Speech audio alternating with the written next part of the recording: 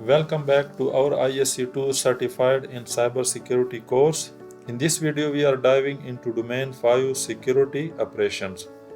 Just like the previous 4 domains, this lesson follows the official ISC2 CC exam objectives, so you are learning exactly what you need to pass the exam. If you are new here, make sure to subscribe and check out the previous 4 domains if you missed them. If you have any questions or thoughts along the way, drop them in the comments below. Also support the channel by hitting the like, subscribe and notification bell. Now let's get into domain 5. So welcome to the domain 5 security operations, and objective 5.1 is understand data security. So let's get started. Encryption. So the definition of encryption is that it is the process of converting plain text data into ciphertext in order to protect it. And the basic purpose of encryption is basically confidentiality. We want to protect the sensitive data from unauthorized personnel. But its secondary purposes also include integrity and authenticity. And we will see in a while that how encryption ensures confidentiality, integrity, as well as authenticity in our upcoming slides. So the key components of encryptions are basically two. The first one is an algorithm. So you need an algorithm in order to perform encryption. It may be symmetric algorithms such as AES, Advanced Encryption Standard, or asymmetric algorithm, that is RSA. And the second most important component is the encryption key. So in symmetric algorithm, we use symmetric key. That is, one key is used for the encryption as well as decryption. While in asymmetric algorithms such as RSA, we use two key, public and a private key.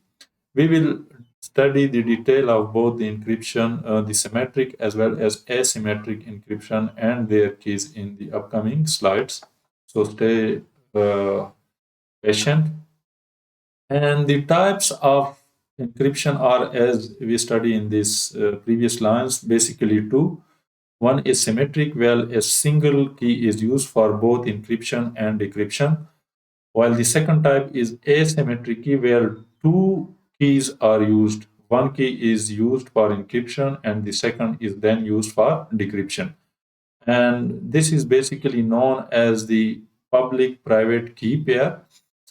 Because one key is public, it means that it can be distributed to the public and may be visible to anyone, while the other is the private key, which is only accessible and available with the owner of the key. And as we studied, the main purpose of the encryption is the secure messaging. If you want to send someone a secure and encrypted message, such as on the WhatsApp, we use encryption.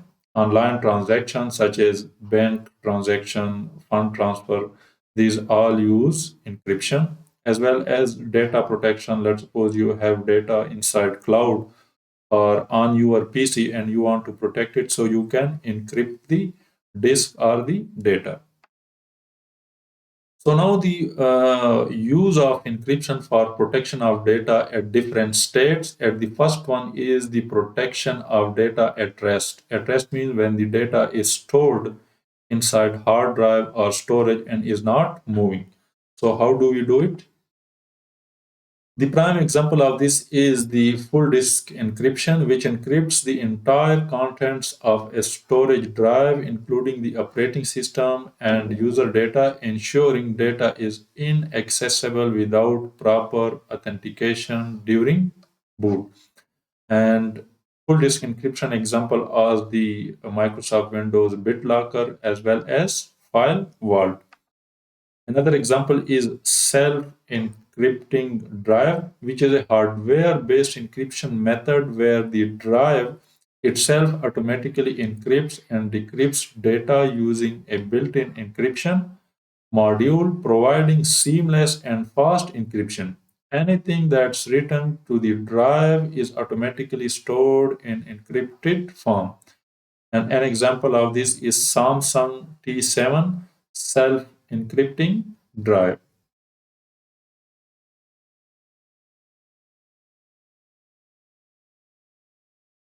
Again, another example of the data protection at rest is the cloud storage encryption. Most of the data nowadays are inside the cloud, so we need to protect that data as well. So the cloud storage protection or encryption encrypts data stored in the cloud, which is at rest, stored, ensuring unauthorized access is prevented. And an example is the Amazon Web Services S3 server side encryption. So Amazon provide encryption for your data that is stored inside their cloud. Another important terminology or encryption type is the transparent data encryption or TDE, which is specifically used for encrypting databases. So this encrypts database files automatically at the storage level, protecting data at rest while allowing authorized application to access it seamlessly. And its example is Microsoft SQL Server TDE. TDE is transparent data encryption. So remember this terminology.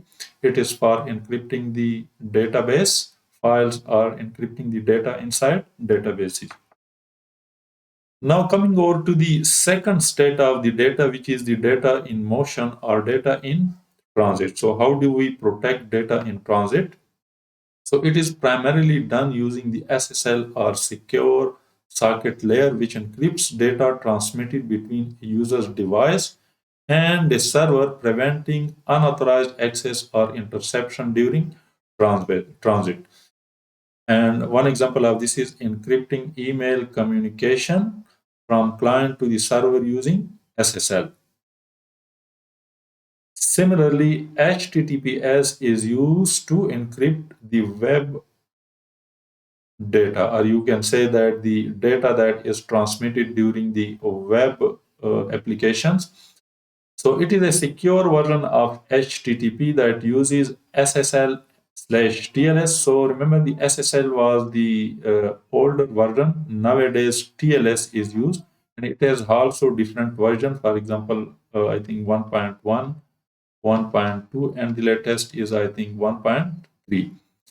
So the TLS is basically used to encrypt web traffic, ensuring secure communication between your browser and the website. For example, when you are accessing a website such as a banking site, it typically starts with the HTTPS. So the S here is for the secure, and this security is provided by the TLS. Now, another data state is that when data is actively used.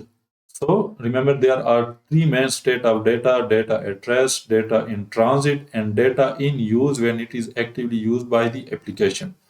So the protection of data in use or during processing refers to the safeguarding of data while it is being actively accessed, processed, or used inside the memory. This is critical as data is typically decrypted during this stage, making it vulnerable to attacks. So how do we protect data in use? So it has different method. One is secure enclaves, which isolate sensitive computations in a hardware protected environment. For example, Intel SGX. Another method is homomorphic encryption.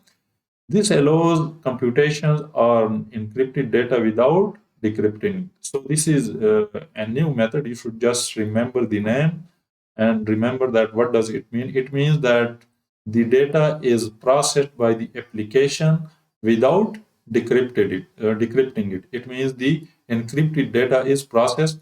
So usually when application use the data, it is first decrypted and then it is used. In homomorphic encryption, the data is not decrypted, it is used in encrypted form. And another method is the access controls, which restrict who or what can process the data to ensure only authorized entities access the data. So now coming over to another very important topic from the exam point of view, which is the comparison of the symmetric as well as asymmetric encryption or algorithms.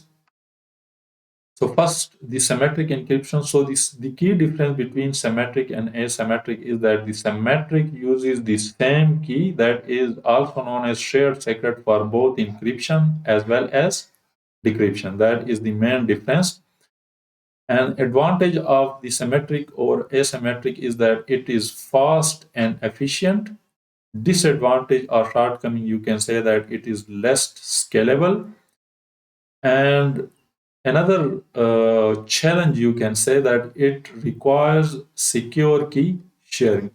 So, since both the parties that want to communicate need to have the same key, so the sharing of the key, let's suppose if you are in the one part of the world and your partner is in the other part at the other part of the world, and you want to share some sensitive data with your partner, first you need to share the shared secret or the encryption and decryption key with him or with her, and that is the challenge.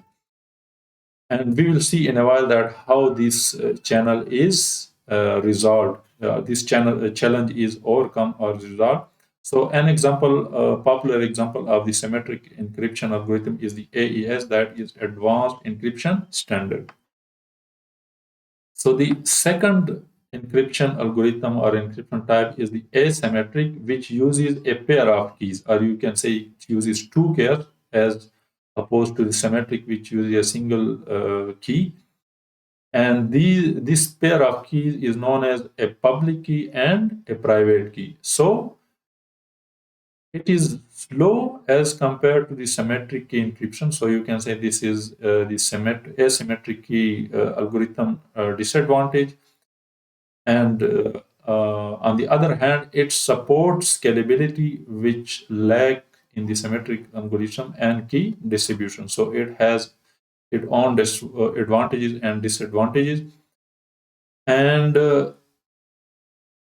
so this is basically providing. So this asymmetric key provide secure key exchange but being slow. So remember we studied that the symmetric algorithm has the challenge of secure key sharing. So this challenge or this issue is resolved using the asymmetric encryption. So it provides us with the ability to share the secret key for symmetric key encryption. So in other way, you can say that in real world, both symmetric and asymmetric are used side by side. Asymmetric is used to share the secret key, and then the actual data is encrypted with the help of the symmetric encryption. So an example, popular example of the asymmetric encryption is the RSA, which is Rivest, Shamir, and Edelman. So these were basically the inventor of this RSA algorithm. So asymmetric keys usage. So the asymmetric, how we use the asymmetric keys.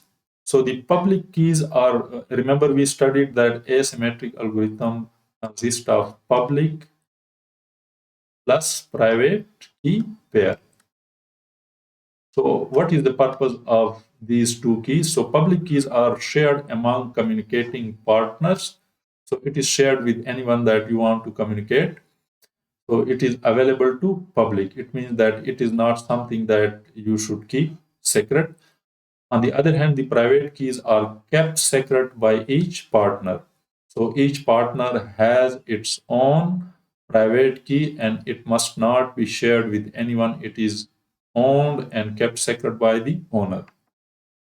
So how does the encryption takes place using the asymmetric encryption? So for encryption, use the recipient's public key. What does this mean? It means that let's suppose we have two partners A and B.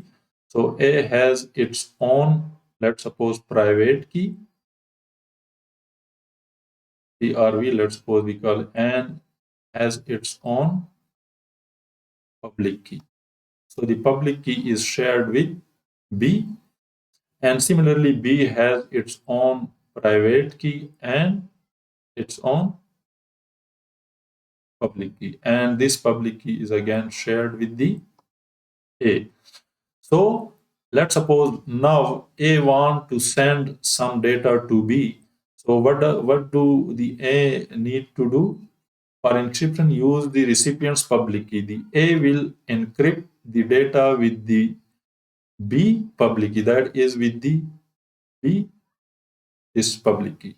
So A will encrypt data with the B's public key, and for decryption, the recipient's use is our home private key. And when the B receives the data, B will decrypt the data with his or her own private key. So remember, when the data is encrypted with the public key, it can only be decrypted with the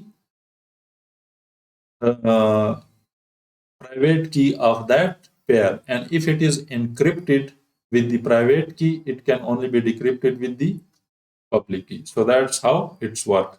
So for encryption, you will use the recipient public key, and the recipient will then decrypt it with his or her own private key.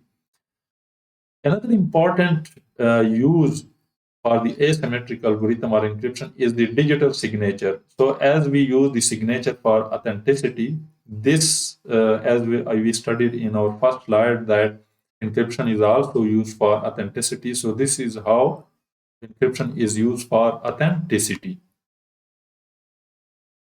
Authenticity means that to make sure that the party is the authentic party that we are expecting.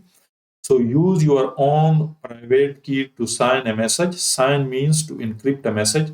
So let's suppose now A sends something and encrypt it with his or her own private key and use the sender's public key to validate the signature.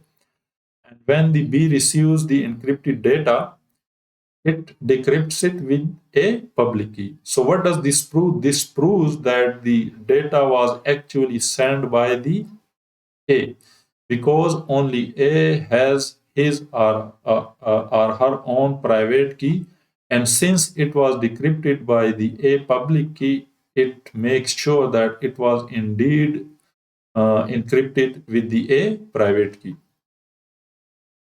So now some use cases of symmetric and asymmetric algorithms. So symmetric algorithm is basically used for encrypting data at rest. So it is used for bulk data encryption. Remember, we said that symmetric encryption is fast and efficient. That's why it is used for bulk data encryption, such as databases and full disk encryption. And it is also used for VPN encryption, that is for data in transit. So securing data transmitted through VPNs, example using advanced encryption standard algorithm for tunneling protocols like IPsec VPN. And the usage of asymmetric is basically for the key exchange, for the secure exchange of symmetric shared secret. So exchanging symmetric keys securely over an untrusted network such as the internet. Example of asymmetric include the RSA used in the TLS handshake. Use the sender's public keys to validate the signature. So as we studied in the previous slide, that the public keys are used to validate the authenticity of the sender, also known as the signature. Digital signature, that is verifying the authenticity of message or document. So the digital signature basically provides authenticity of two things. First is the partner or the sender, and second is the message or document. So that we will study in upcoming slide, that how we make sure that data is authentic and is not tampered with using the digital signature. Example of digital signature for data authenticity includes signing an email using an RSA private key. So this is how the key exchange using asymmetric algorithm takes place. So behind the asymmetric key exchange, there is this complex mathematics involved. So you don't need to remember and understand this because it is indeed complex, but you need to know that how it's done. Basically, modular logarithm is involved inside this key exchange using asymmetric, but you can understand it using this diagram. So let's suppose we have two partners, Alice and Bob, and they want to share the or generate the common symmetric key or share secret key. So let's suppose they have common paint, so it is visible to both parties. Let's suppose yellow, and then they mix this paint with secret. So Bob has its own secret, Alice has her own secret, and by this combination they get something else, and then they exchange this mixture with each other. And after that, the secret that they have chosen, they again mix that secret with the mixture that they received from the party, and as a result both parties get the same shared secret. So how this is done? Again, this is through this mathematics. And if anyone intercept this communication on the internet, they won't be able to extract that shared secret. It is because of this secret ingredient that both have chosen. For example, here Alice has, let's suppose, chosen 4, Bob has chosen 3. That is only known to Bob and to Alice. Even Bob's secret is not known to Alice, and Alice's secret is not known to Bob. But due to this mathematical calculation, they are able to generate shared secret without need to share the symmetric key over the internet without compromising the information. So how do we use data asymmetric encryption to encrypt data? We already studied this, but we can also understanding using this infographic. So let's suppose Franco sends a message to Maria requesting her public key. So Maria sends her public key. Remember, it is public, so it is available to everyone. So then Franco uses Maria's public key to encrypt the message and sends it to her. And then Maria uses her private key to decrypt the message. So this is the use of asymmetric algorithm to encrypt data. But as we studied that symmetric algorithm is basically used for encrypting bulk data and data in transit, because symmetric algorithm is fast as well as efficient. So the asymmetric is mainly used for the shared secret generation, as we studied in the previous slide. But for limited data, you can also use asymmetric algorithm, just like this case.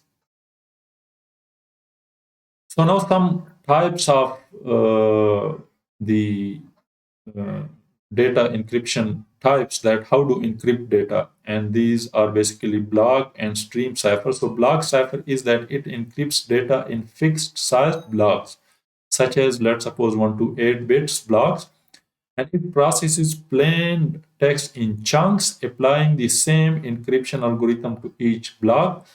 An example is AES, that is Advanced Encryption Standard. So it is slower but more secure for bulk data encryption.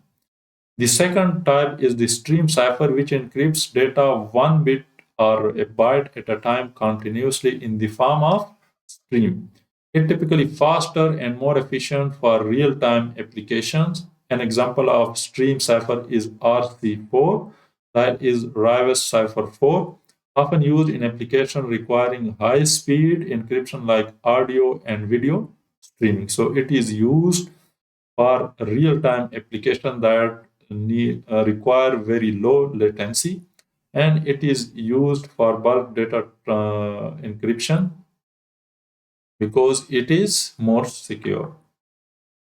Another important concept in encryption is the TPM, which is Trusted Platform Module. So it is a type of chip that is available inside servers and end user devices such as laptop. And it is, as the definition is, that it is a dedicated microchip designed to secure hardware by storing cryptographic keys and other sensitive data inside this chip. Data protection, so it protects against unauthorized access and tampering by securely storing encryption keys, passwords, and digital certificates. Secure boot, so it ensures only trusted software runs on a system during startup by verifying the integrity of the boot process. Use cases include full disk encryption, for example, BitLocker, digital rights management, and secure authentication. And it is also required in compliance, so it helps meet security standards like GDPR and enhances enterprise security posture. Another concept regarding the protection of encryption keys is the hardware security module, or HSM. So it is a physical device used to generate, store, and manage cryptographic keys securely. Its purpose is that it provides high level protection for sensitive data, such as the encryption keys, ensuring secure encryption and decryption operations. And it is used in industries like banking, government, and cloud services for key management, digital signature, and authentication. And it is resistant to tampering, to physical tampering and physical attacks, ensuring data integrity and confidentiality. So we are talking about here the security of the HSM itself, and its compliance is that it is often used to meet regulatory standards such as PIPS 140-2 for cryptographic security. So now coming over to the comparison of the hashing versus the encryption, what are the differences between them and what are their use cases? So hashing basically converts data into a fixed length string using a mathematical function. It is a one-way process. So encryption is a two-way, you encrypt and then decrypt, but hashing is a one-way process. So it cannot be reversed to reveal the original data. So for example, you send plain text data through hashing algorithm, you get the hashed data. So you cannot convert this hashed data back to original data. And that is the beauty of the hashing and its advantage. So it is used for data integrity checks and password storage. An example of hashing algorithms include SHA-256 and MD5. On the other hand, encryption transforms data into an unreadable format using a key, allowing reversal with the correct key. Reversal means that you encrypt with the key and then you decrypt it with the correct key. So another thing to consider here is that the encryption process requires a key, while the hashing algorithm does not require any key. So that is another difference. So it is a two-way process. The original data can be retrieved. So it is the plain text, you convert it into an encrypted text, and then again this encrypted text can be again converted to the original plain text. And it is used for protecting data confidentiality during storage or transmission, as opposed to the data integrity, which is done by the hashing. And the example of the encryption algorithm include AES and RSA. AES is symmetric, while RSA is asymmetric encryption algorithm. So now some use cases of different algorithms. So the symmetric encryption use cases include securing file storage, such as AES algorithm for encrypting the drives, encrypting database records, such as credit card records. Remember, we studied that the database are encrypted using the TDE, transparent data encryption. Remember this terminology. Securing communication channels, for example, VPNs, Wi-Fi with WPA2 protection. Asymmetric encryption is used for secure key exchange, such as during TLS handshake. Digital signatures are used to ensure authenticity, that is signing email, and it is done using the asymmetric encryption. And encrypting small amount of data like password or keys can also be done using the asymmetric encryption. Hash function, on the other hand, is used for storing hash passwords securely, for verifying data integrity, for example, checksum for file transfer, and it is also used in digital signatures and certificates. So, what are the requirements for a good and reliable hash function? These include that the hash function must be deterministic. This means that the same input always produces the same hash output. What does this mean? That it means that if you take the hash of this 123, let's suppose using MD5, it will always produce same output. Let's suppose it produces this output. No matter how many times you do this process, it will always produce the same hash. And it must be fast, so quickly generates a hash value for any given input. Another requirement for hash function is that, which is very important one, that it must be collision resistant. This means that two different inputs should not produce the same hash output. What does this mean? That let's suppose we have another input 124, or any other input should never produce this output. Only this input should produce this output. What does this mean? This means that no two different inputs should produce the same output. Otherwise, it will result in a collision and a compromise. Pre-image resistance, it should be computationally infeasible to reverse ahead to its original input. So it should be mathematically and computationally impossible to reverse this hash to original data. Avalanche effect, what does this mean? This means that a small change in the input should result in a significantly different hash. This means that if you change only one digit, the output will be significantly different. So our next topic is data handling, which is the policies and procedures to manage data throughout its life cycle. So the key aspects of data life cycle or data handling are data classification and labeling, retention policies, and secure destruction of data. So these are the parameters or aspects that needs to be considered for a successful data handling policy around its life cycle. And the importance of data handling is that it is required in compliance of different rules and regulations such as GDPR, HIPAA, or PCI DSS. So these all regulation deals with the pri- private data of citizens, such as GDPR is the policy for secure handling of European Union citizen private data. HIPAA is regarding the medical records of patients, and it is applicable inside US. And the PCI DSS is the credit card and financial information of the customers being handled by the financial institutions such as credit card companies and bank, etc. And these all regulation requires the secure handling of citizen or customers' data.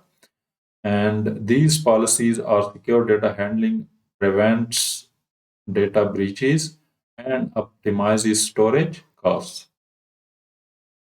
So the foremost important thing in the data handling is the data classification, which is categorizing data based on sensitivity, importance, and regulatory requirements.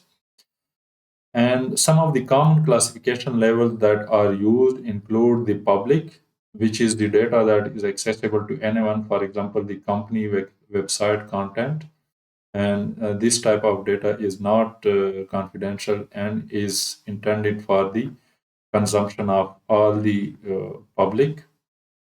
And then is the internal or confidential data, which is restricted to the employees of an organization, such as internal emails. Then comes the sensitive classification of data, which requires extra protection, such as financial data and trade secrets. And then comes the highly sensitive or regulated data, which is protected by laws and regulation. For example, PII, that is personally identifiable information of citizen or customers, and health records such as the HIPAA that regulates the health records, and GDPR that regulates the PII. So benefits of the data classification is that it ensures proper security measures are applied. It helps organizations comply with legal and industry regulations such as GDPR and HIPAA. The next important thing regarding the data handling is the data labeling, which is assigning visual or metadata based tags to the to indicate the classification. So visual labels are assigned to physical things such as to the server or to the hard drive, where you can tag labels on them such as sensitive, high sensitive, etc. And the labeling methods include the physical labels, which are printed on paper, for example, confidential printed on paper and tagged on a device, digital metadata labels, which are embedded inside the files, such as Microsoft Information Protection, and color coding include visual indicators such as red, used for highly sensitive data, and green may be used for least sensitive, etc. And the purpose of the data labeling is that it helps employees as well as systems to recognize and handle data appropriately. For example, when an employee sees, let's suppose, red color coding, he or she instantly knows that it is highly sensitive data. And it also prevents accidental data exposure. Then comes the data retention, which are the policies defining how long data should be stored before deletion. And data retention has certain policies, and these policies include short-term retention, which include temporary logs and transactional data, which are retained for short term. And then come the long-term retention, which include compliance-related records such as text documents and HR files. And some data are retained indefinitely, which include critical business records and legal documents. So the factors influencing retention include legal and regulatory requirements, for example, GDPR, CCPA, and PCI DSS regulation. Business needs, for example, data required for analytics and historical records, and security risk associated with data such as data breaches or insider threats. And the best practices are to implement automated retention policies to avoid unnecessary data accumulation. What does this mean? This means that if there is such data that is no longer required by the organization, but it is accumulated and retained, then there are greater chance of such data exposure. So automated policy scan the data and deletes the data that are no longer required. Then comes the important data handling procedure, which is the data destruction, which is securely removing data to prevent unauthorized access or unauthorized exposure. And methods of data destruction include software-based destruction or software-based wiping, which is overwriting data multiple times. For example, the DoD 5220.22-M standard. So this is a data wiping standard using software method by the DoD. Degassing is another data wiping or data distraction method which is used in magnetic tapes, and it uses strong magnetic fields to erase data from magnetic media such as magnetic hard drive. Then comes the physical destruction, which include the shredding, incineration, or drilling hard drives. So this, as the name indicates, this is the physical destruction of the media. And last is the cryptographic erasure, which is encrypting the data with using cryptography and then deleting the encryption keys so that encrypted data becomes unrecoverable. This means that even if the encrypted data is exposed, it can no longer be unencrypted because the encrypted keys are unavailable and are deleted.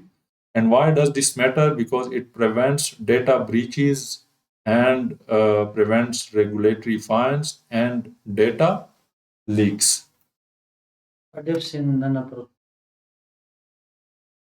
So the summary of this data handling includes that data must be classified so that you know which type of data resides where and you know the sensitivity level of your data. The next step is that data must be labeled for proper handling by the employees as well as the system. The next include the retention of data. So the data is should be retained as long as it is needed. Beyond necessity, retention of data is dangerous because it has the risk of exposure. And the last step is the destruction of data beyond recovery. What does this mean? This means that data should be destroyed so that it is no longer recoverable by any means possible, such as the physical destruction of hard drive. Now comes to our next topic, which is the logging and monitoring of events. So log aggregation is a concept which is centralizing the logs from systems, applications, and infrastructure into a single location for analysis. And the purpose of log aggregation is that it simplifies monitoring, enables correlation of events, and enhances threat detection. So the tools that are used for log aggregation include SIEM, which is Security Information and Event Management Solution.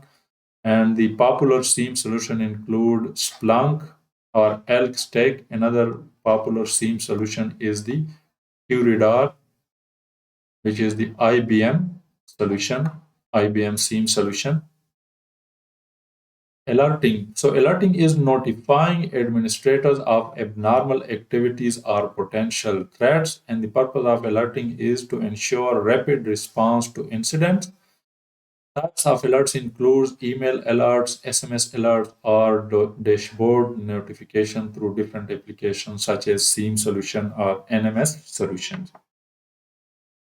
Logging and monitoring events also includes reporting, which is generating summaries or detailed logs of activities, alerts, and trends.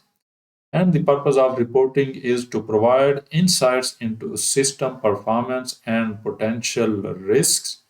And types of reporting include scheduled reports, on-demand reports, or compliance-specific reports. So these reports are generated through the, as we studied, through the SIEM solution. So all these SIEM solution have the capability to generate these different types of reports. Archiving, which is storing logs and alerts for future reference or compliance needs, as we studied. The purpose of archiving is that it supports forensic investigation as well as regulatory compliance, as we studied in the data handling. And retention logs are typically retained for months or years based on policies of the organization as well as the industry. So the alert response and remediation or validation, these include Quarantine, which is isolating affected systems or application to prevent further damage. And the purpose of quarantine is that it limits the spread of malware or lateral movements by the attackers. Alert tuning include adjusting alert thresholds and rules to minimize false positives, and the purpose is that it reduces alert fatigue and ensures focus on genuine threats. An example include adjusting CPU utilization thresholds to avoid alerts during routine maintenance. So now coming to some tools that are used in alerting and monitoring. And one of these tools or protocol is the Security Content Automation Protocol or SCAP, which is a framework for automating the management of security configurations and vulnerabilities. And the purpose is to standardize vulnerability assessment and compliance reporting. Example include tools like OpenSCAP uses the SCAP protocol for configuration validation. Next is the benchmarks. So these are predefined standards for secure configurations such as CIS benchmarks. So these are industry benchmarks for configuration, secure configuration of different systems such as Windows or Linux operating systems. And the purpose of the benchmarks are that these helps ensure system and application meet the industry security standards. Example include applying benchmarks to hardened operating systems and software.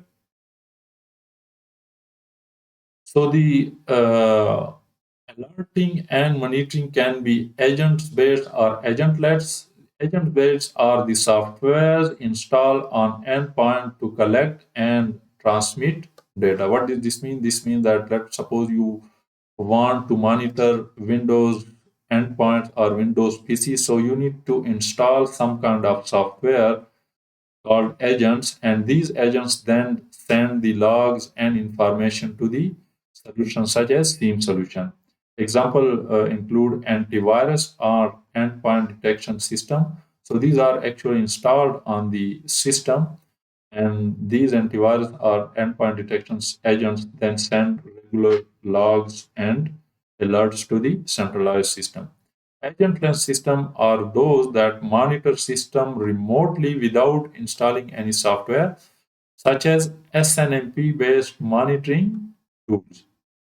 And the purpose is that they enable flexibility in monitoring based on organization needs. So the organization may need agent or agentless based monitoring depending upon their need.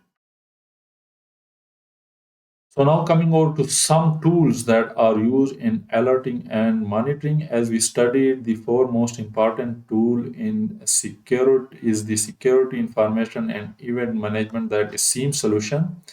So this is a centralized platform for collecting, analyzing, and managing security events and logs from different types of systems.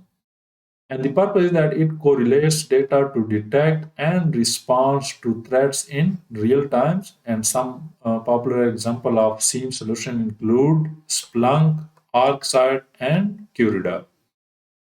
Another tool is the antivirus, which is a software designed to detect, prevent, and remove malware. So remember, the SIEM solution are mostly designed to detect and alert the threat, while the antivirus is, you can say, an IPS type of system that detects as well as prevent and remove the threat. And the purpose is that it protects endpoint and systems from known threats. And features include real-time scanning, automatic updates, and quarantine capabilities. Another tool is the data loss prevention or DLP, which are the set of tools to prevent unauthorized data transfer or access or exposure from the organization. And the purpose is that it protects sensitive data like personally identifiable information or intellectual property of an organization. Example include that the DLP monitors data at rest, in motion, and in use. Such as this diagram shows, it has basically three steps. In the first step, we discover all the data inside the organization and label it. Then the DLP monitors the data in real time, and when it detects any unauthorized data access or exposure, it prevents it from occurring. Next are the SNMP or Simple Network Management Protocol traps, which are notifications sent by devices to a management system when predefined events occur. And that management system is most of the time known as NMS or Network Management System for network devices. It can also be known as APM, Application Performance Monitoring for system or application. And its purpose is that it facilitates real-time alerts for network or device issues. Example include notification for high CPU usage or failed devices. So some popular NMS solutions are the, you can say, the NMS solution ERTG, or some solution NMS solution by the popular vendor SolarWind.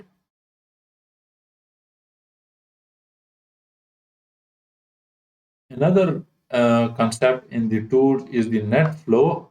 Net flow is basically a protocol for collecting and analyzing IP network traffic data. The important point is that net flow deals with the network flow or the IP network traffic data. And the purpose is that it identifies bandwidth usage, detect anomalies, and provides traffic insights. Example include Cisco NetFlow or SolarWind tools. Vulnerability scanners. So these are the tools to identify vulnerabilities, misconfiguration, or missing patches. And the purpose is that it proactively address security gaps. Example include Nessus, OpenVAS, or Qualys. Objective 5.2 Understand System Hardening. So the first topic in the system hardening is the configuration management. And let's first talk about the definition and the concept of the configuration management. So configuration management is the process of maintaining security and functionality of IT systems. It ensures systems are configured correctly and consistently.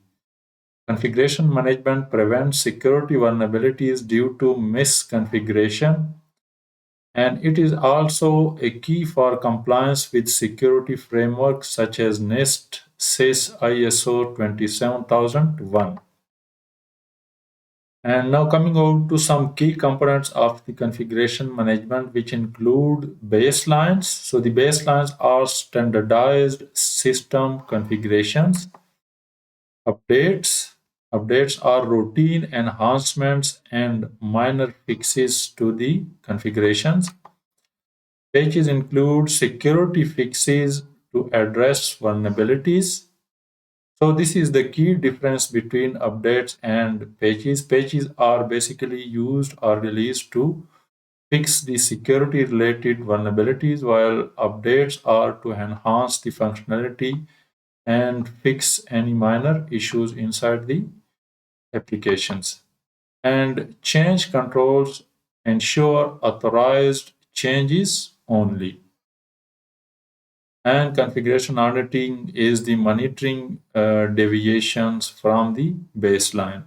So configuration, you audit the configurations to ensure that the configuration are according to the baseline and there are no deviations from the baseline.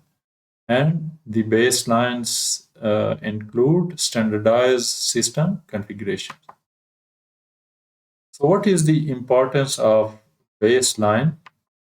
So baseline serves as a secure starting point for system configuration. You can say that this is the minimum set of secure system configurations, and it reduces the risk of misconfiguration and unauthorized changes because you can compare the configuration of the system with the baseline. And common baseline frameworks include the SIS benchmarks, and these benchmarks are available for Windows, Linux, and cloud.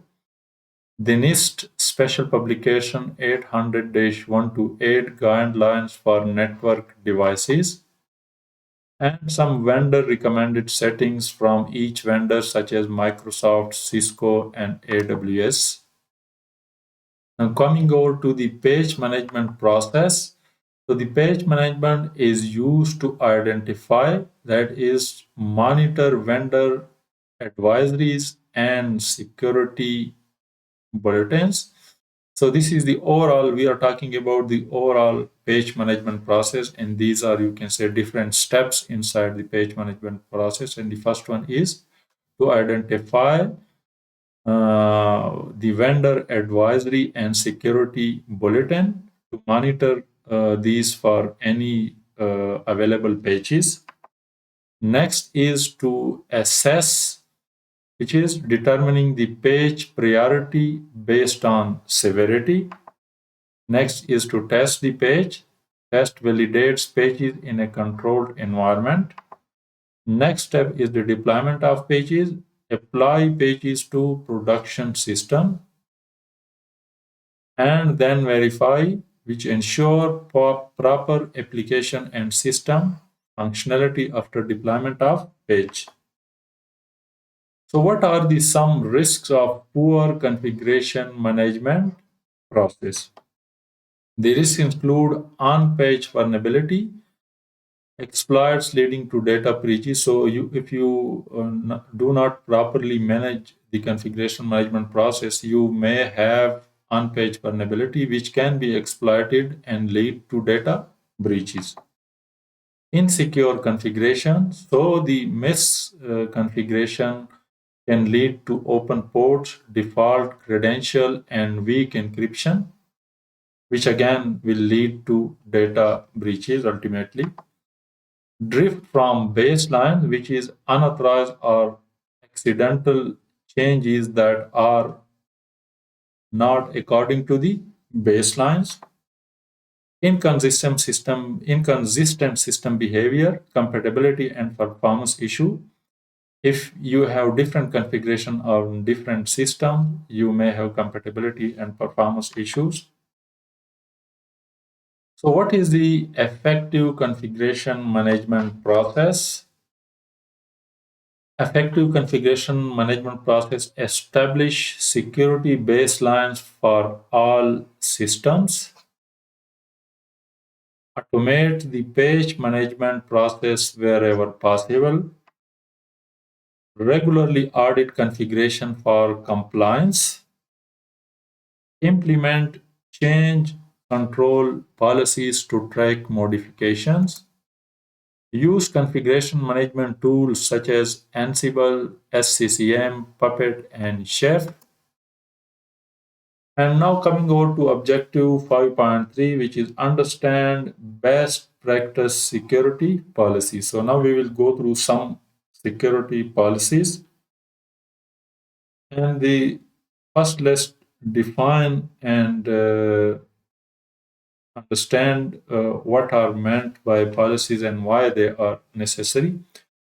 So definition is that policies are formal, high-level statements that define an organization's approach to security and set expectations for behavior and compliance. And its purpose is to establish clear rules and responsibilities to protect assets, ensure regulatory compliance, and mitigate risks. And some of the characteristics of policies are that they are mandatory in nature, they are broad in scope, they are not specific but broad in scope, and enforceable across the organization. Examples of policies include acceptable use policy, data protection policy, incident response policy, and password policy. And policy's role in governance is that they serve as the foundation of security program, guiding decision making and the development of guidance, guidelines, and procedure.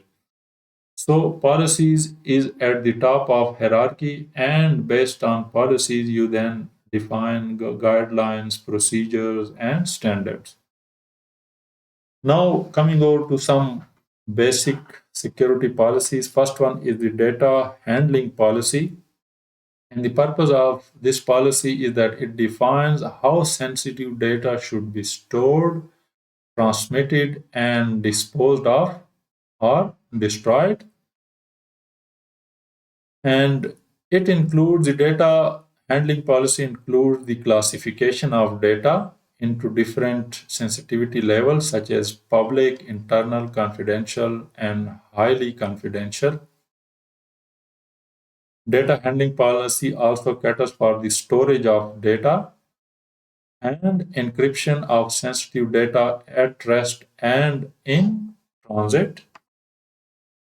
Access control, which limit data access based on roles, that is least privilege.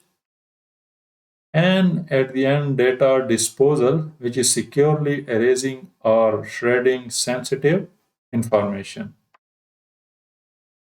The second policy is the password policy, which ensures strong authentication to prevent unauthorized access to systems and applications. And the recommended password length, according to policy, should be at least 12 to 16 characters. Complexity, the password should be mixed of uppercase, lowercase, number, and symbols. And the password should not be, same password should not be used forever. Rather, there should be expiration of the password and it should be changed every 90 to 180 days based on the risk level. If the risk is high, it should be changed more frequently, and if it is low, the duration can be increased. Multi-factor authentication should be used for critical accounts such as the administrator accounts, and storage of the password is that they should be never stored in plain text. Rather, password should be hashed and then stored with the salts. What does this mean? This means that, as we studied, that when you take a hash of plain text, let's suppose we have John, and John password is, let's suppose, 123 ABC. And then we have, let's suppose, Smith, and Smith password is also 123 ABC.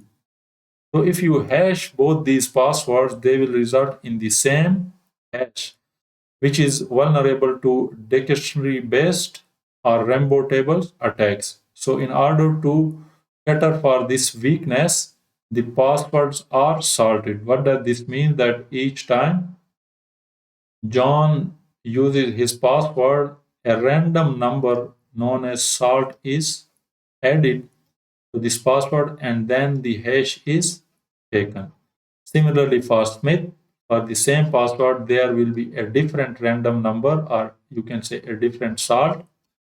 So both the hash be then different. Even though the passwords are same, the hashes will be different. So that's why the recommended policy is to use hash but with salt. AUP, acceptable use policy, and its purpose is to define permitted and prohibited use of company resources. Permitted use is work related activities, secure browsing, and encrypted communication. Prohibited use include illegal activities, personal software installation, and unauthorized access. Monitoring, so users are informed about their activities may be monitored, and consequences include that violation may lead to disciplinary action or termination. So bring your own device policy or BYOD. So the purpose of this policy is to manage risk when employees use personal devices for work. Device security, enforce screen locks, encryption, and remote wipe capability for BYOD devices. Implement access control, that is, restrict access to sensitive systems from unmanaged devices. Approved application, that is, limit use to company approved applications for work tasks. And network security, that is, require VPN for remote access and prevent public Wi-Fi usage. The next one is the change management policy, and it ensures that it ensures controlled and secure implementation of system changes. Documentation, it maintains records of all system and software changes. Approval process, so the change require formal approval before deploying the changes. Testing and validation, verify changes in a test environment before applying to production. And rollback plan, always have a backup plan in case changes cause issues. The next policy is the privacy policy, and its purpose is to define how personal data is collected, stored, and shared. So data collection is to only collect necessary data for business purposes. User consent, that is, obtain explicit consent for data processing. Third party sharing, that is, clearly disclose if data is shared with external entities. And retention and disposal, which is delete personal data when no longer needed. So, what are some best practices for all the policies that we studied? First one is that regularly update policies to align with the emerging threats. Next is ensure policies complied with the industry regulations such as GDPR, CCPA, or HIPAA. Train employees on security policies and enforce compliance. Use monitoring tools to detect policy violations. And implement automated security controls where possible. So, our next and last objective of domain 5.4 is understand security awareness training. So, security awareness training is a program designed to educate employees about cybersecurity risks, and it helps employees recognize and respond to security threats. Security awareness training reduces human error, which is leading cause of security breaches. So this is important. Human error is the leading cause of security breaches. Security awareness training encourages a security first mindset across the organization. And importance of security awareness training is that it prevents cyber attacks. So employees become the first line of defense. It reduces phishing and social engineering risk. Employees learn to identify scams, enhances compliance. So security awareness training meets regulatory requirements such as GDPR, HIPAA, or PCI DSS. And it protects company assets. So, security awareness training helps prevent data breaches and financial losses.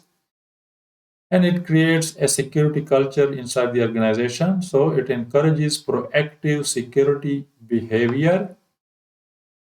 So some key concepts in security awareness training are the social engineering attacks. So it involves recognizing the phishing, wishing, and baiting attacks, which all comprise the social engineering attacks. Password security, creating strong passwords and using multi-factor authentication. Email security, avoiding malicious links and attachments. This means that avoiding clicking on malicious links and opening the attachments. Safe internet browsing, that is identifying suspicious websites and downloads. Physical security includes securing devices, pages, and sensitive documents. And incident reporting is knowing when and how to report security incidents. Social engineering is indeed a major threat, and these social engineering attacks include the phishing, which are the fraudulent emails pretending to be from legitimate sources. Next is the phishing, which is phone scams tricking employees into revealing sensitive information. Baiting, where attackers leave infected USB drives or links to lure victims. Pretexting is impersonating an authority figure to extract sensitive data. Examples include a hacker pretends to be IT support and asks an employee for login credential. So you can say that if the help desk or IT support receives a call and pretends to be uh, a hacker pretends to be IT support and asks for so the if the hacker pretends to be IT support or help desk guy and asks the employee for login credential via a phone call, then you can say this is an example of this phishing attack. So some best practices for the password security include to use unique passwords for different accounts. So do not use same password for all the accounts, because if that password one account is compromised, it means all of your accounts are compromised. Enable multi-factor authentication. Avoid sharing passwords or writing them down. Use a password manager for secure password storage. Change password only if compromised, following NIST guidelines. And how to identify phishing emails. So, suspicious sender, unexpected emails from unknown or slightly altered addresses. Urgent request emails creating a sense of urgency. For example, your account will be locked. Poor grammar and spelling often found in phishing emails. Unusual links or attachments, always hover over links before clicking.